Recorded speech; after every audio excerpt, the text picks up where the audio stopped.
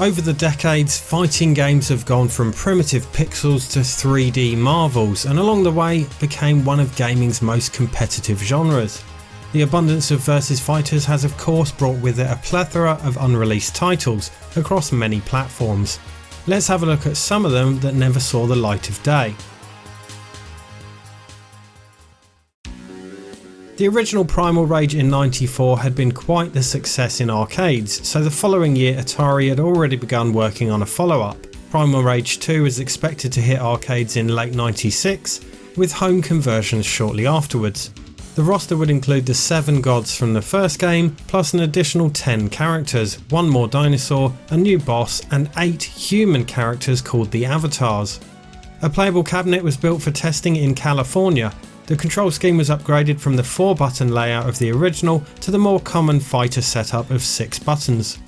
Presently there are 2 boards thought to exist. A ROM of the game had been dumped for a while but wouldn't run on emulators until someone created a modified version of MAME in 2017 called MAME for Rage 2, so you can play it in that if you're curious. It's unfinished with some bugs and unfinished elements here and there, but playable. Galloping Ghost Arcade in Chicago also have a playable cabinet on site, so visit them for the full experience if you're ever in the area. Thea Realm Fighters was in development from High Voltage Software for the Atari Jaguar and possibly Jaguar CD, with a planned '95 release. A 2D fighter, it's an obvious Mortal Kombat clone using digitised sprites. The similarities between the 2 games weren't just superficial though. Thea Realm Fighters had a plot that was almost identical to that of Mortal Kombat 2 and used many of the martial artist actors from the Mortal Kombat franchise, including Ho Sung Pak, who played Liu Kang and Shang Tsung, Daniel Pesina, who played Johnny Cage, and Katalin Zamir, who played Katana, Melina and Jade, among others. The game was to have a decent roster of 25 characters, each having 4 unique special moves and 2 finishing moves, and would feature over 30 stages across 4 gameplay modes. It was first revealed at CES in January '95 and also appeared at E3 that year, but both times in a pretty basic state and featuring only 4 characters. Several ROMs of the game are known to exist, and the demo version shown at '95 CES has been found and released online, which is the version you're seeing on screen. Although primitive, containing only a few characters and stages, it gives an overall feel of how the final game would have played. The similarities to Mortal Kombat are clear, but the hit detection isn't quite there, and some of the motion seems a bit floaty. Thea Realm Fighters was reportedly 90% complete when Atari cancelled it in January of '96.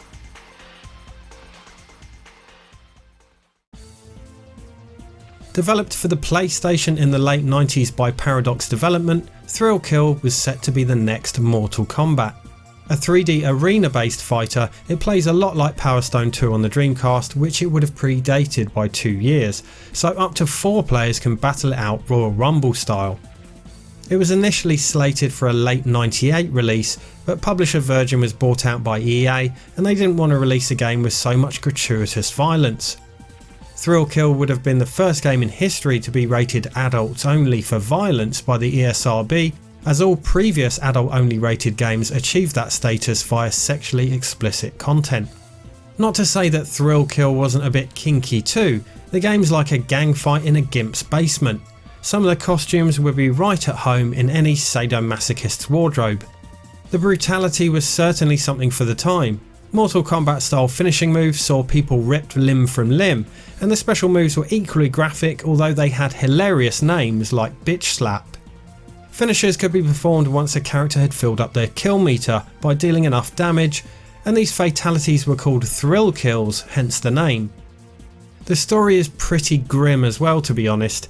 The 10 characters are all murderers who have died and gone to hell, and they're fighting for a chance at reincarnation. The game was entirely finished before EA cancelled it, so it's become widely available online if you want to download and play it. The thing is, despite the hype surrounding the game both before and after its cancellation, it just isn't very good. AI The Circuit, also known as AI Gladiator, was an arena fighter being developed by Radical Entertainment for the Xbox. This was to be published by Warner Brothers as part of a 2001 licensing deal with Microsoft, which would have brought 3 games based on Steven Spielberg's AI film to the Xbox. PtoPOnline found a playable prototype on an Xbox dev kit in 2009, so we can see that it was developed to a reasonable degree. Several fighters brawl it out in various small arenas, and there are up to 4 fighters which can either be player or computer controlled. The character select menu shows that at least 9 characters would have been available. Looking at the gameplay, it actually seems to play more like a wrestling game than a traditional arena fighter. I have absolutely no idea how all this ties into Spielberg's film AI, as I've never actually seen it. In the end, all 3 planned AI tie-ins were cancelled. Being developed by Atari Games, 10th Degree was originally called Juco Threat. James Goddard took creative lead. He'd worked on Super Street Fighter 2 prior to this, he actually created the character DJ, and went on to work as a designer on 2013's Killer Instinct reboot. 10th Degree's aim was to blend the gameplay styles of Tekken and Street Fighter. At first glance, I wasn't a fan of the game's graphical style, but I warmed to it. It's like a cross between the 3D Capcom fighters like Street Fighter EX or Rival Schools and Dead or Alive. I actually quite like it. Of course, this prototype is unfinished, as is evident from the gaps in the legs of some of the characters. The moves seem to be very similar to those in Capcom's fighters, with Hadouken-like projectiles and super moves, but also has the more intricate grapples and holds of the Tekken series. Its characters are reminiscent of Street Fighter at times, with one female fighter being dressed very similarly to Cammy, and there's a gi-wearing character called Kyo who looks suspiciously like Ryu. But to be fair, it has its share of original looking fighters too.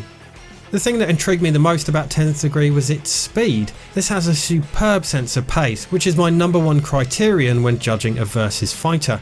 Sure, it's perhaps more floaty than the traditional Capcom fighters like Street Fighter 2, more like the EX series, but I love those games. Gameplay is fast and furious, just as it should be. I'm not sure when 10th Degree was planning to hit the arcades, but it was being developed at some point in the mid-90s. Atari Games cited the poor state of the fighting market as their reason for cancelling the game, so one would assume that it was the latter half of the decade. A real shame that this one was scrapped, definitely one to try out on MAME. The Chainsaw Incident was a 2D fighter being co-developed by Crazy Piranha Entertainment and Origo Games for the PS4 and Vita. From what I can find, it seems that Crazy Piranha was mainly an animated studio created in 2005 with the aim of, quote, introducing the world of animation in the Middle East equivalent to the major animation companies worldwide. The English here doesn't exactly make things clear, but I assume they were based in the Middle East and wanted to take their animation worldwide. The Chainsaw Incident was a versus fighter that they intended to develop and launched a Kickstarter campaign in 2014. The Kickstarter page showed some short pre-alpha demo footage which was advertised as an early build, with a disclaimer that the final product would be far more polished. They also promised that the final release would feature a 14-character roster. The playable characters all referenced or were inspired by something from horror stories, films and heavy metal music. The plot takes place in a world called Nevermore, which has come under some sort of dark plague, infesting everything and everyone with chainsaws. Okay then. The pre-alpha footage shows 2 characters, Massacre, a huge dude with equally large chainsaw, and Milder, some sort of hideous monster ragdoll hybrid embedded with chainsaw blades. The developers said that each character would have multiple movesets, allowing the player to select the moves which best suit their playstyle, be it offensive or defensive, and even had stretch goals to add even more movesets to each character. The controls would consist of 5 buttons, light, medium and heavy attacks, and then gas and clutch buttons. The gas, shown as the meter at the bottom of the screen, would allow players to chain combos, although the devs stated it would be of limited use, which seems odd for a feature that warrants its own on-screen meter. The clutch button would balance chain combos and cancel or enhance special attacks. Of course, each character had their own respective super moves, and a unique Mortal Kombat-like finishing move that could be executed at the end of a match.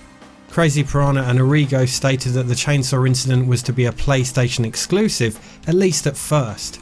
They hadn't ruled out a PS3 version of the game after the initial PS4 and Vita versions, depending on demand, and said a PC port was also possible down the line. As you can see from the Kickstarter project page, the chainsaw incident received nowhere near the funding it needed, bringing in less than 10% of its $275,000 target, so it was cancelled due to lack of funding. Burning Fists, which was known as Force Striker in its early development, was a Mega CD fighting game in development in 1994. It was cancelled before completion, despite apparently lacking only the final boss and ending. 2 of the incomplete copies emerged on eBay and were bought by a collector before being sold to Good Deal Games, who finished the game themselves with the assistance of J2 Games. They released it on general sale in 2006. It actually looks surprisingly decent with some vibrant colours and smooth looking gameplay. A pity, as the Mega CD could have done with some fighters. The Eye of Typhoon was a planned sequel to the 1994 Neo Geo MVS game Fight Fever. Just like its predecessor, this was a 2D fighter developed by Vicom in '96 and was shown at a Japanese arcade expo that year as an MVS game, but it never emerged. There are 12 fighters available plus 2 bosses with some decent character design. It's a traditional 2D fighter setup, but there's also a 2-on-2 mode as well.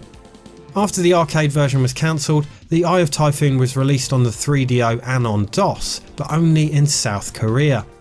In fact, it's the DOS version that you're seeing here, and it looks fantastic considering this is a DOS game, despite it being the weaker of the 2 versions. Admittedly, 1996 was late for a DOS release, but still is pretty stunning. I'm not sure why it was cancelled or how many prototypes exist, but in MVS circles it's considered to be very rare. Now a Neo Geo version has been developed by a couple of French fans, and there's a beta you can download online to play on MAME or via an SD card in your Neo Geo if you have the means. This version is called the Tsunami Edition and was made using assets from the DOS and 3DO versions, so it doesn't quite play like the original Neo Geo release would have. I believe they made or are making some physical copies as well, unofficially of course.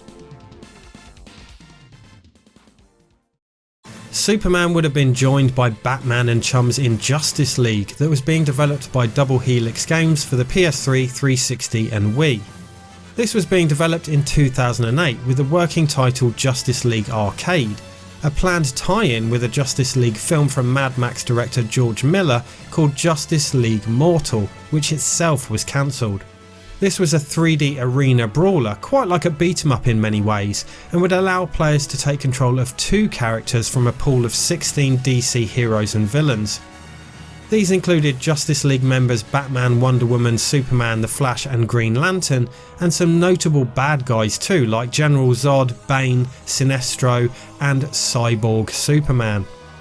The game would feature a versus mode and a story mode in which only the 5 Justice League characters were playable, but both modes had the same gameplay. Players beat up a set number of opponents in a themed arena with destructible environments and could tag each of the 2 characters in and out.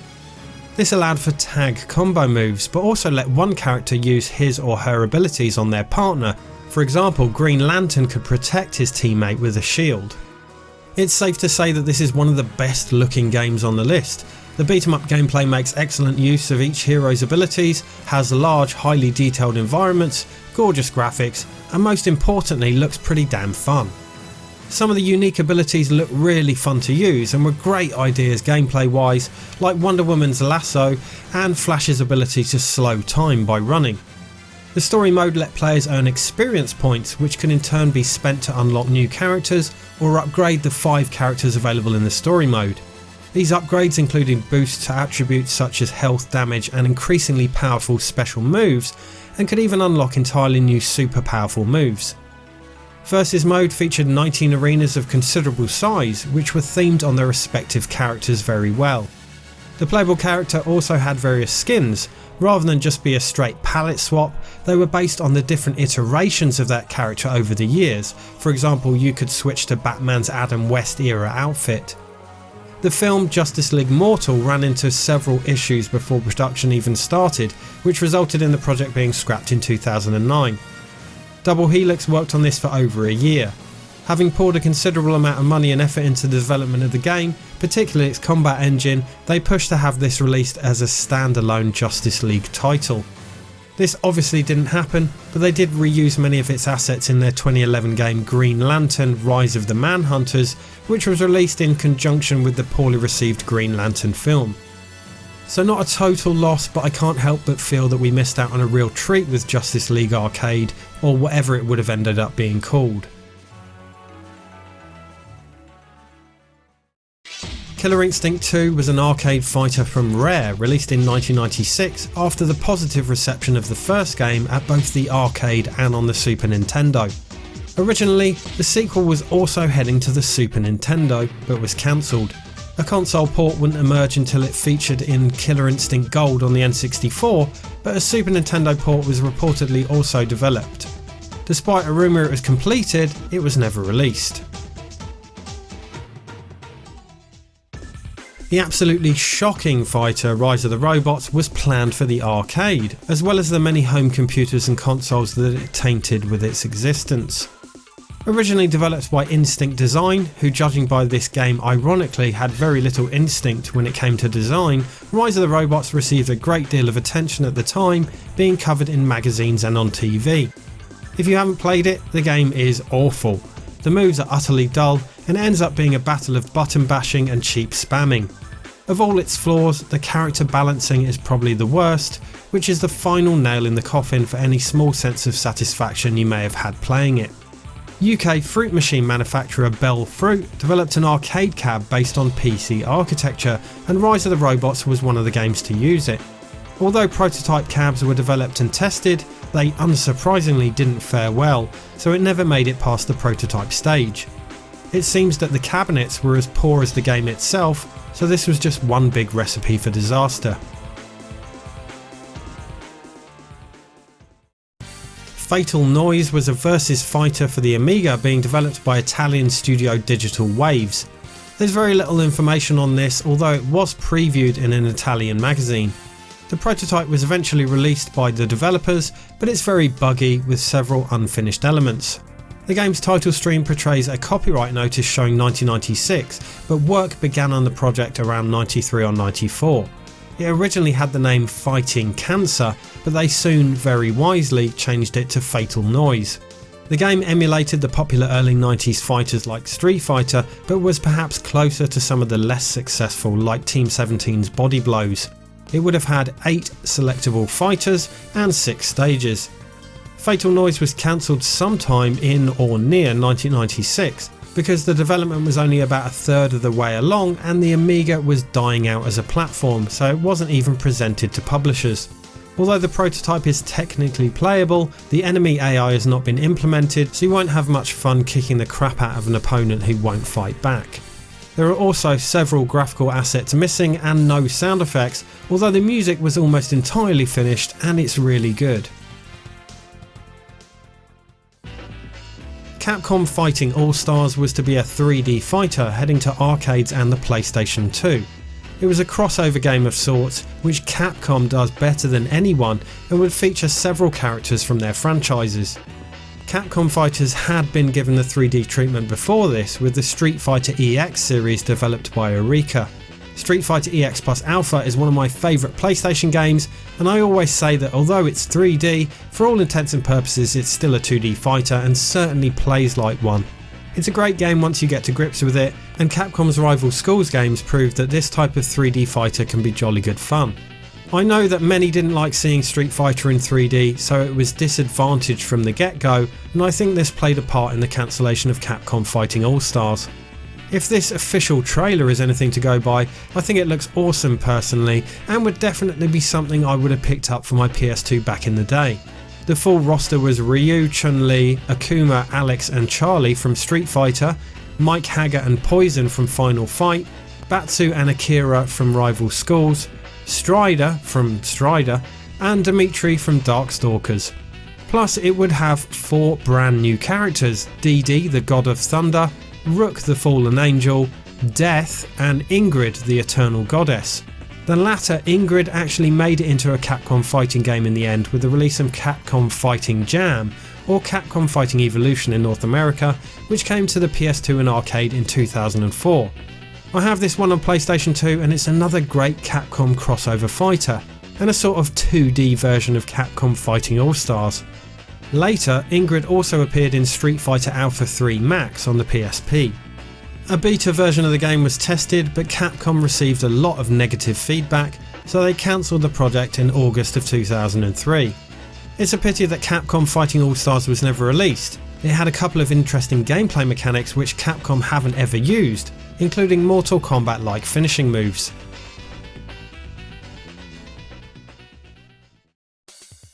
Global Kumite was a versus fighter from Dutch developers Karma Studios, planned for the Game Boy Color. Sadly, I can only find these IGN screenshots of the game, but they were enough to pique my interest. It was planned to have 8 playable fighters initially, some being unarmed and others having various weapons, and extra characters could be unlocked along with additional game modes. It was unclear whether Global Kumite would have supported multiplayer via a link cable. The art style looks really nice and is actually the kind of aesthetic that a lot of modern retro-inspired games are aiming for. It was slated for an early 2000 release, but sadly vanished. Yet another Atari Games arcade fighter here. Vicious Circle was developed in 1996 and was their answer to Killer Instinct. The game had 9 available characters from which to choose, but I'm not aware of any story to the game as details are thin on the ground. In fact, very little was known about the game beyond an early 1996 prototype which was shown at California Extreme shows until it was subsequently dumped and made playable in MAME. Some of the backgrounds are static and some are animated, but to be honest these made me feel a bit queasy as the movement behind while I was focusing on the foreground brought on a bit of motion sickness. This ran on the Kojag arcade hardware, which was a more powerful version of the Atari Jaguar's technology.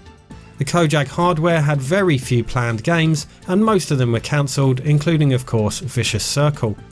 I was never a fan of Killer Instinct anyway, so no real loss for me here, but I'm sure many of you watching are. Unfortunately there's not much information on this, but there was a planned Clayfighter game headed to the DS and Wii. Announced in late 2009 by Interplay, it was called Clayfighter Call of Putty, an obvious play on Call of Duty, and would have been the first and only handheld Clayfighter game. This wouldn't have been a brand new entry in the series. Call of Putty would have been a remake of the Nintendo 64's Sculptor's Cut, which itself was an updated version of Clayfighter 63 1/3. Sculptor's Cut is notorious among N64 collectors, having been a rental exclusive release at Blockbuster Video. Call of Putty would have added some game modes, had redesigned stages and again featured 16 fighters from which to choose. It was planned to be released digitally, hitting DSiWare and WiiWare in 2011, but for some unknown reason it never appeared. One would assume that considering it was planned for a 2011 release, the DS and Wii were simply too past their prime to make it worthwhile.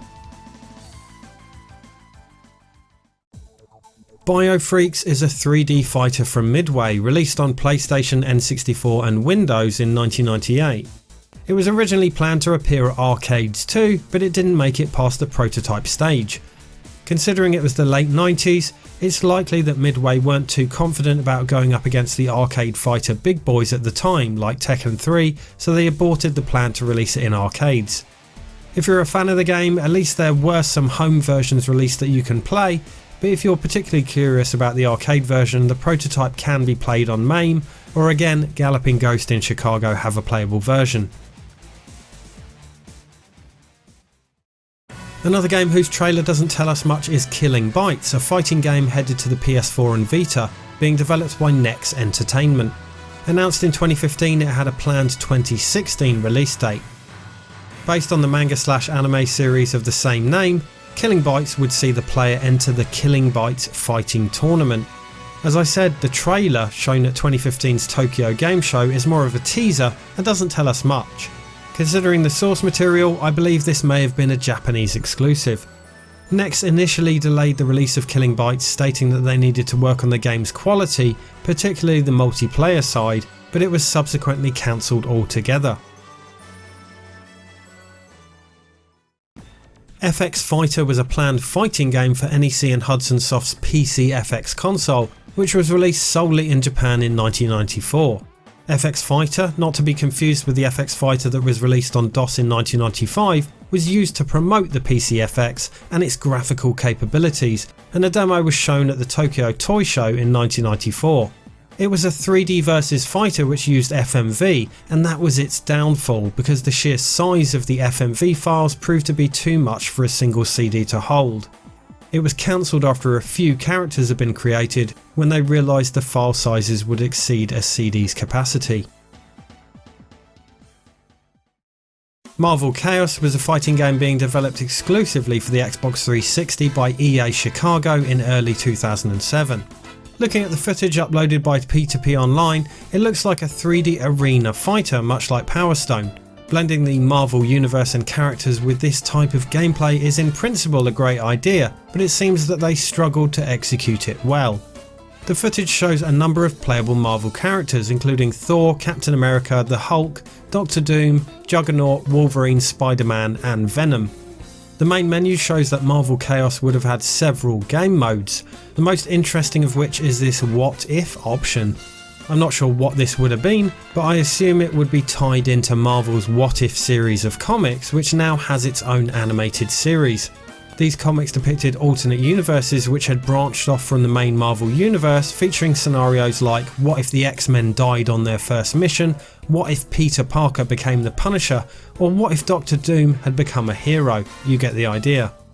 If the game mode in the menu was somehow tied to the comic book series, then that could have been really cool.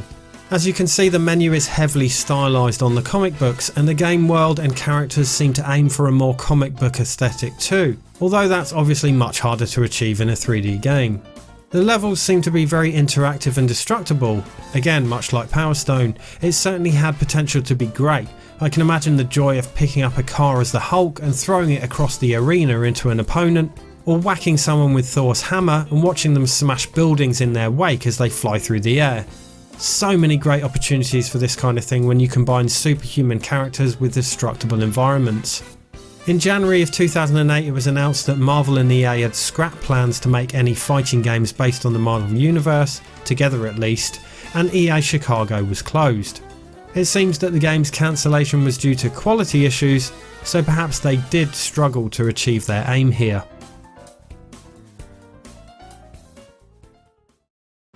Sorcery was a fighter planned for the PlayStation. It started out conceptually as a fantasy spellcasting game, but Sony decided to change it to an arena fighter due to hardware limitations and concerns over its potential profitability versus that of a fighting game. The original concept sounds intriguing actually. It was inspired by Magic the Gathering and would have featured 30 playable characters of various fantasy classes, including werewolves, dwarves and fairies. Two opponents would battle it out split screen in a huge play area, casting spells, setting magical traps and summoning creatures.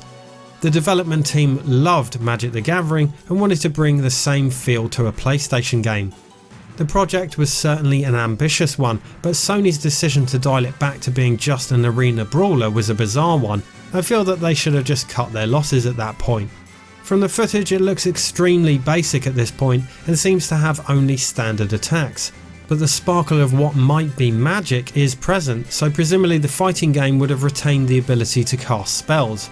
I mean, it was still called Sorcery after all. After being developed for around 2 years during 97 and 98, it was cancelled altogether, resulting in a loss of at least $1 million. The playable prototype looks absolutely abysmal, so it's probably for the best, but a shame that Sorcery's original vision was never realised. Tattoo Assassins was developed in 1994 for the arcade, not by Midway as you might have guessed from its similarities to Mortal Kombat, but by Data East. The fighters each have magical tattoos, hence the name, which imbue them with powers.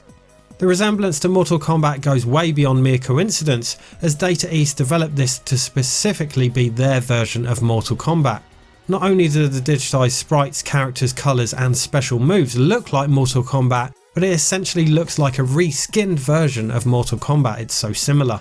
It seems to lean towards the farcical more than the Mortal Kombat series though. with some hilarious character names like the biker Truck Davis, cyborg mercenary AC Current, Irish rockstar Derek O'Toole and stripper Hannah Hart.